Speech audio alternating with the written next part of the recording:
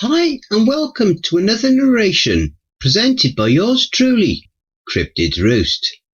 Please be so kind as to throat punch the like button and smack the ass of the subscription button as well. And remember to tap that notification bell and then select all. That way you'll receive all notifications each time we upload new videos. I would like to reach out and say a huge thank you to those of you who have supported Cryptid's Roost financially. We pray the good Lord replenishes you abundantly, and to those of you who will later on. We pray the Lord bless you as you do so. And also a huge thank you to everyone for always supporting the channel with your likes, comments and shares as well. It is all very much appreciated. God bless you all. So grab your coffee, sit back and enjoy the show. And don't forget, where fear is, happiness is not. Wara. This awesome Neanderthal story is written by crypticwander. If you would like to read more of their works, the Reddit link to their profile will be below in the description. The day was hot, and the shade from the large green trees did little to cool them. Sweat poured down Eno's face like a waterfall, and his tired legs cried out for rest. They would not rest though, not until the sun finally climbed out of the sky. The group was large enough for safety, though there had been more before. The group would be about 100 strong if numbers had been invented. Since the last moon had been rebirthed, they walked south away from their summer spot. The winds were beginning to get cold, and soon the north would be white and dead. There were about 50 others no longer with them. Large spotted cats and bears would come in the night and carry them off to be eaten. Long lizards and snakes would lay in plain sight, only to strike with fangs filled with venom. There was no going back to the injured. Going back would only mean more death, and they stopped for too long as well. So they trekked on in hopes of the bounty of the Southland. Of course they made weapons.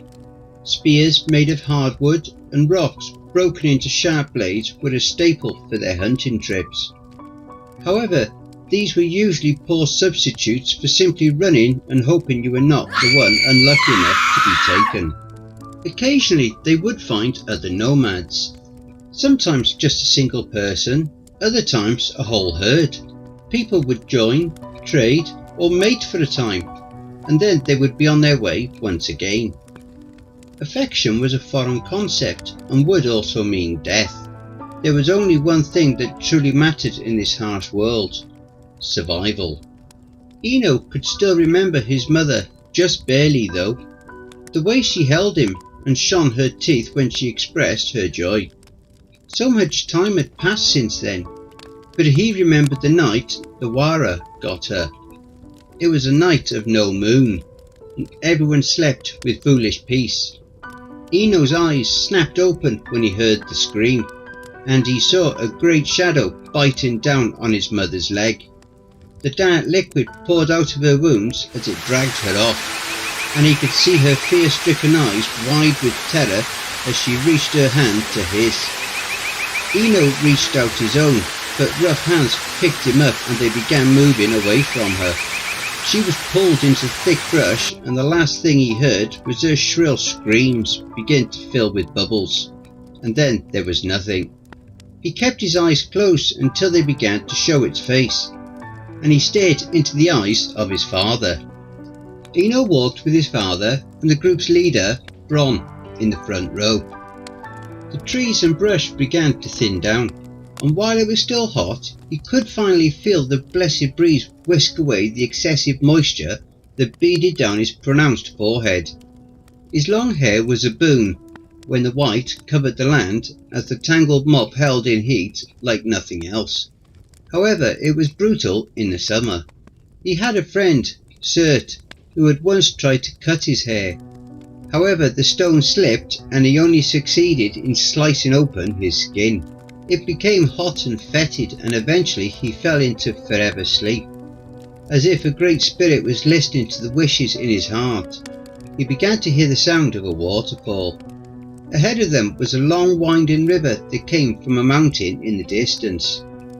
He and the other young men and women of his group began to laugh and get excited. "Be calm!" Bron yelled gruffly, giving a sharp look back, which seemed to rest on Eno. "We still have much to go. If we are happy to see water, others will be too. Do not let your guard down."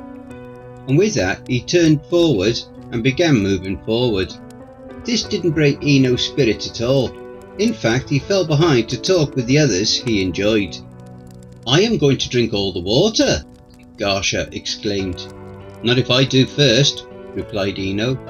"You may drink after I have cleaned my skin," said Rala, smiling with her strange head of straight blonde hair. They had found Rala wandering aimlessly from the south. Her people were some of the fools they had stayed in one place, putting together dens of wood and claiming them as their own. Her hides were also different, which, unlike everyone else's bland brown leather, was made from the skins of a colourful spotted creature. The tail was still attached and danced back and forth when she walked, which made Eno and the other young men purposely walk behind her from time to time. And perhaps the strangest thing of all was the slope in her forehead was practically non-existent, incredibly smooth. She was a perfect female specimen, and everyone sought to mate with her. She wouldn't, of course, claiming no one was in her heart. No one quite knew what this meant, and while it frustrated some, everyone decided they would wait until their journey was over to claim her. As the day went on and the sun began to dip, they approached the small waterfall. Eno joined a group of men that went forward, scouting for anything that could be perceived as a threat, though there was none. He did do his best to look fearsome and strong, constantly overdoing his movements to flex his young muscle. This made Rala laugh, and she laughed even harder when Garsha crept up behind him and let out his best eagle screech, flapping his arms as if they were wings as Eno jumped and bounded into him. Eno raised his spear, blunt end first, and thrust it into Garsha, which he grabbed with his armpit and mocked a dying eagle scream, and plopped to the ground. Rala laughed and cheered with enthusiasm, as did a few other members who watched on. Bron shook his head in displeasure at the silly display before him. "Would you be laughing if a leopard made you his meal?" he asked sternly, smacking him upside the head. "Get with the rest of the men. You are going hunting. If you play your games and get someone hurt, I will hold you responsible," he said coldly, and walked away. Eno reached down and helped Garsha up after making a face at his father, and the two made their way over to the others, who gathered to the nearby grass plain. The plan was to fan out in separate directions. Half of the men would scare the prey over to the other half, where Eno and Garsha would be waiting with their weapons ready to strike. The grass was tall and the wind blew towards them. Everything was in their favour. "I can't wait to mate with Rala. She will make wonderful children," Garsha whispered as they crouched. "You will have to wait until I am finished. I think I will take her tonight," Eno replied. "She wouldn't mate with you. You have no bravery." "I am the leader's son. I don't need bravery. Plus, I am braver than you. You've never even seen the Wara," hissed Eno. "I could kill the Wara all by myself. And if one came for my mother, she would still be with us," he said, chuckling. "I'll feed you to the Wara myself," he said, giving him a hard shove. Garsha pushed him back, and before they knew it, there was a rustling coming from the grass in front of them. They turned their heads just in time to see a large boar emerge, but before they could grab their spears, it ran off past them. Their moment was gone. "Eno! Garsha! Are you both as dumb as you are loud?" cried one of the hunters, coming from the same direction as the boar. "It's his fault!" cried Garsha as he stood up and pointed. "He shoved me for no reason." "Yes, it is his fault. However, it's your fault as well. I could hear both of your squabbles from across the field. I'm sure we can find more food, but it won't be that boar we handed you, and it won't be with you two either. Go back with the women," he yelled. The other hunters rose from their spots, all giving them a dour look. "Stupid!" Eno yelled and walked off. Garsha ran up behind him and put his hand on his back, which was quickly shrugged off. "Hey, stop being angry! When we get back, I'll let you have half of my rations." As upset as Eno was, he felt his taut stomach growl at the mention of food. It had been a long day, and he was tired and hungry. Still, he said nothing, and for most of the way, nothing else was said. "I'll let you mate with Rala first," he said with a grin. "Yes, you will, but you'll have to wait for a few days," Eno fired back, and they both laughed at this. They made it back and found Rala by a fire where small lizards were being cooked on sticks. Other women were gathered around her as she told the end of the story of how she got her skins. "I finally found the animal that had been killing my father's pigs. It was a large cat that none of us had ever seen before, like a panther, but larger. It roared as I cornered it, and when it pounced towards me, I threw the rock down on top of its head. I felt its claws touch my skin, ready to cut my flesh as it finally died. I skinned it and tanned it myself," she said, proudly showing off the orange and black spotted fur. Everyone clamoured around her, reaching to feel the exotic fur, and praised her amazing feat. She smiled over at the boys and came over to meet them. "How was the hunt?" "We'd come back with a pig if the great eagle over here would shut his mouth," said Eno. "That boar would have torn you apart. You're just lucky I was there to save you," he replied. "Are you sure you both aren't just terrible hunters?" Rala said with a giggle. Both of them looked to her to give a reply, but seeing her special cat furs, they thought better of it. Eno, Garsha and Rala all made a break for the water, removing all of their clothes before they were even halfway there, and jumped in. The water shocked Eno and he let out a high yell as he relished the feeling. Garsha came up and began splashing water into Eno's face as he struggled to keep his messy hair out of his eyes. So he swam back under, roughly pulling Garsha back under, and the two began to wrestle, keeping each other under as long as they could.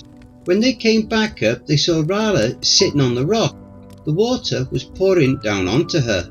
Her wet hair covered her large breasts, and the two were stunned.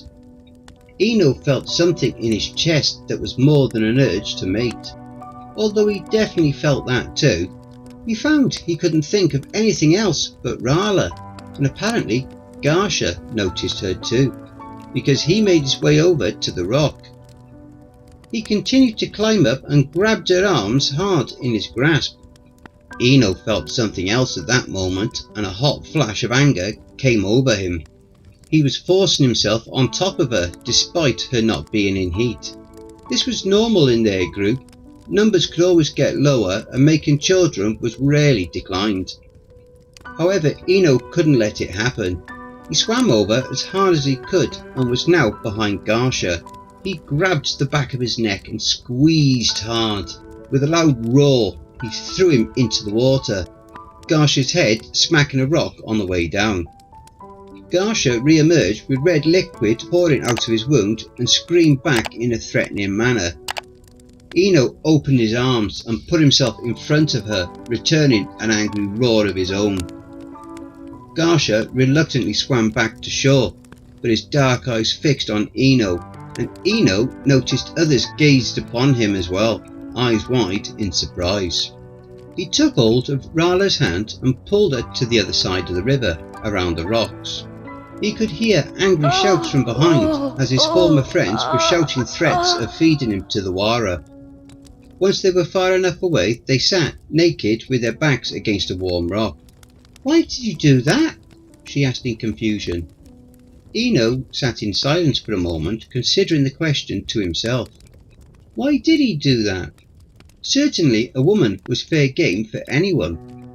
Something inside him had changed somehow. "I couldn't watch him mate with you. I want you for me," he said, gazing at her face. Her eyes met his, brows furrowed sharply as she thought deeply about the incident. "You want Me? She asked, her eyes opening wide and her smooth skin darkening as she blushed. Eno nodded without taking his eyes away from hers. He leaned in and put his large hand on hers.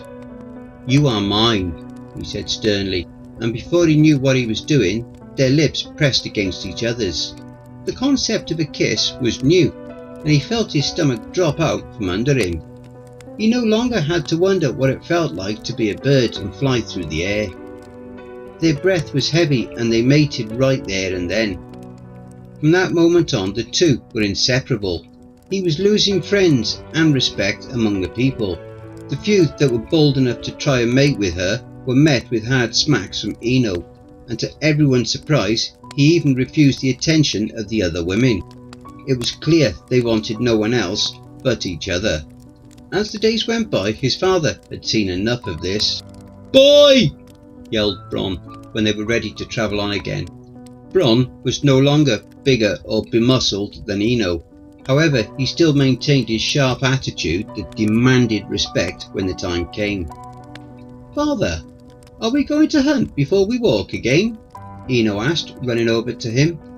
"We have more than enough meat and skins. That's not what is wrong. It is that girl," he said, pointing to her.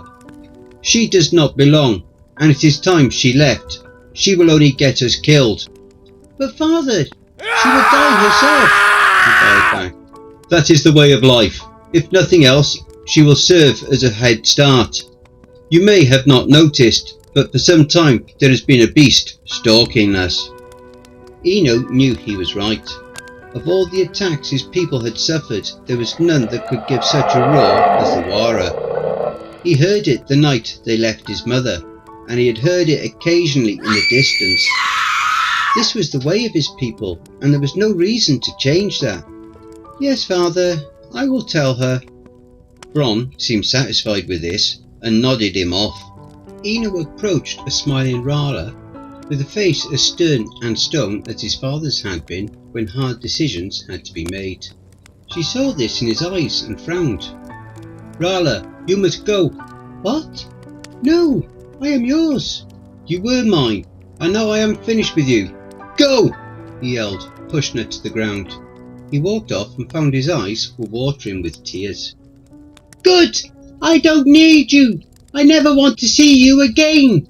she yelled towards him, and a pain began rising up from her chest. He pulled air into his lungs and let out the loudest scream he could. The tears kept falling, and soon she was out of sight. The days went by and he found he couldn't stop thinking about her. He tried hitting his head against rocks and nothing worked. One day, as the sun climbed from the east, he heard a familiar roar. The Wara was close. His group began walking and he followed, but that was when he heard the female's scream. He stopped and turned into the direction.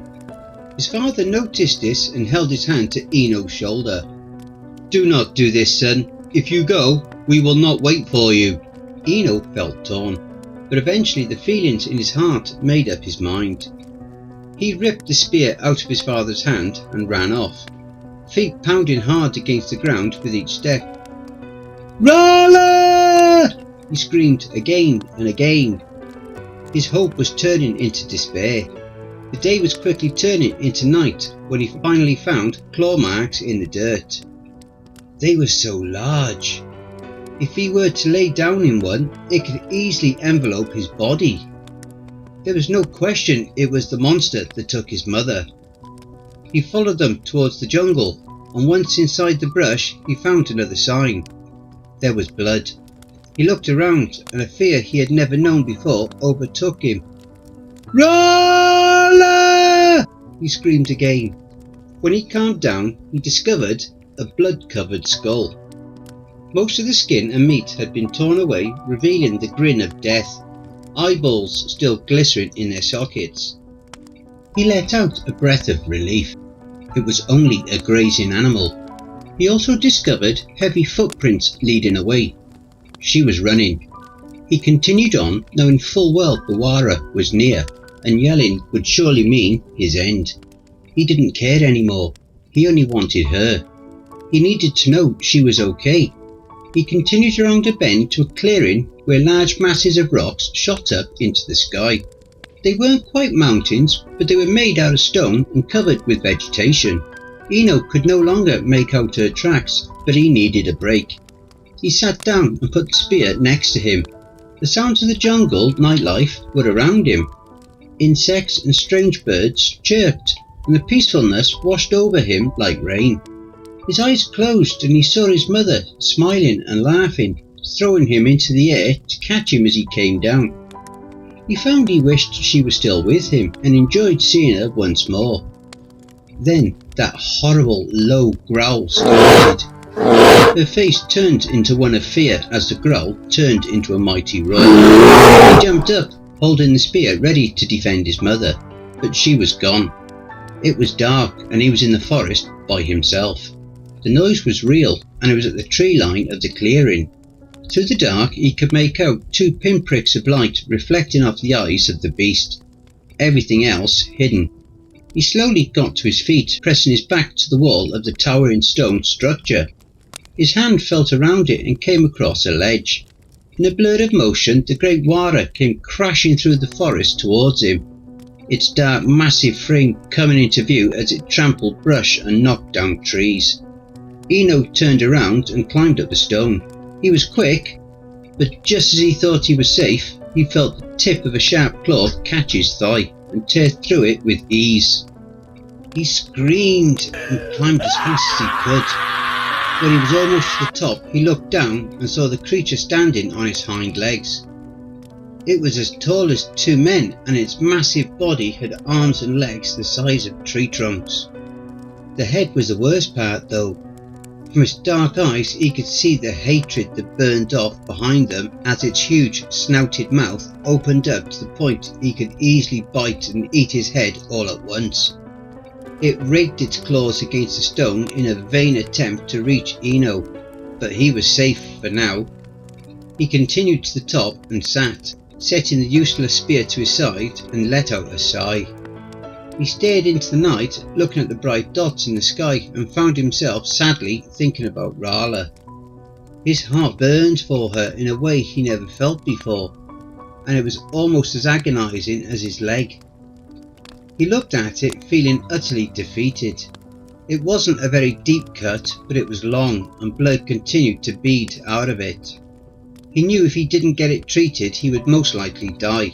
But the best he had, unfortunately, was some moss that grew on the side of the stones. He pressed it against it for as long as he could until he finally passed out. He woke before the sun came up to a strange sound.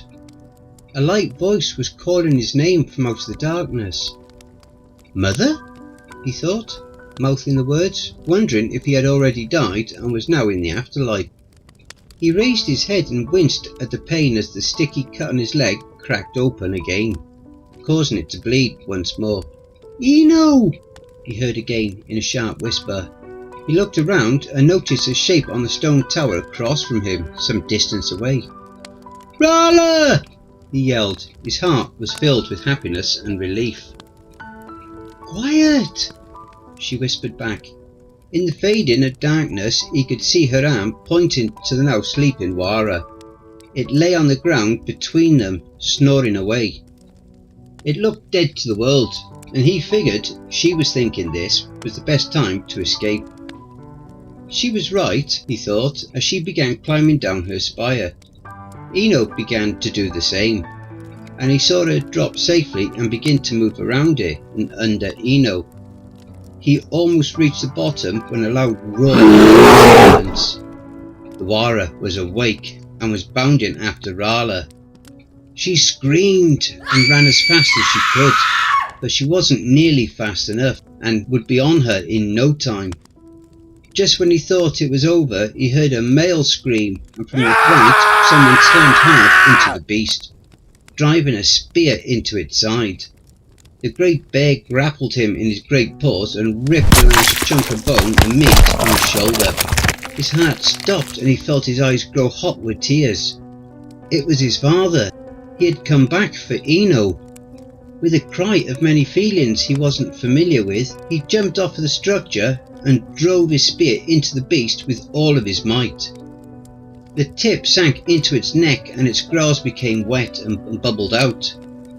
The paws of the bear began to reach behind it to take Eno, but they couldn't reach, and slowly the struggles of the beast were weakened. It let out a few final rattles of death and lay still.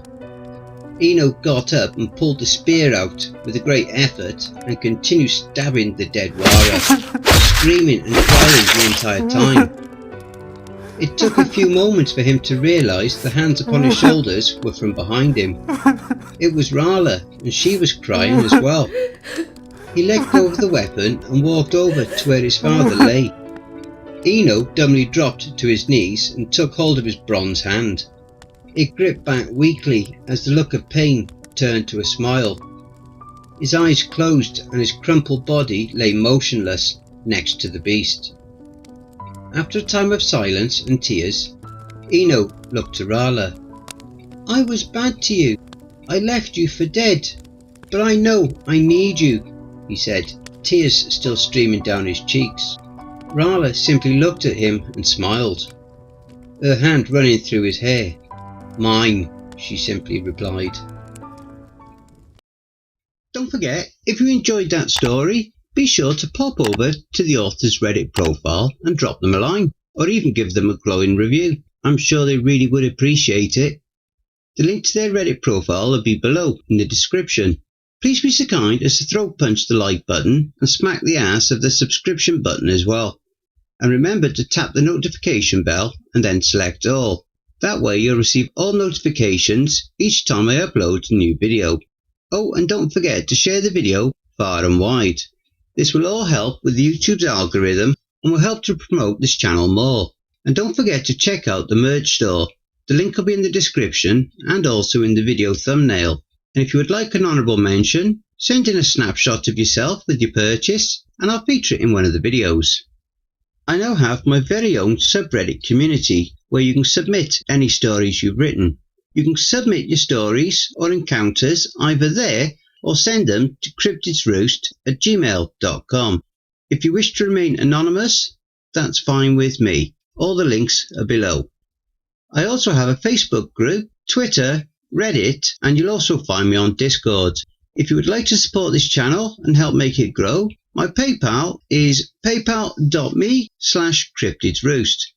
Again, that will also be below. And don't forget, where fear is, happiness is not.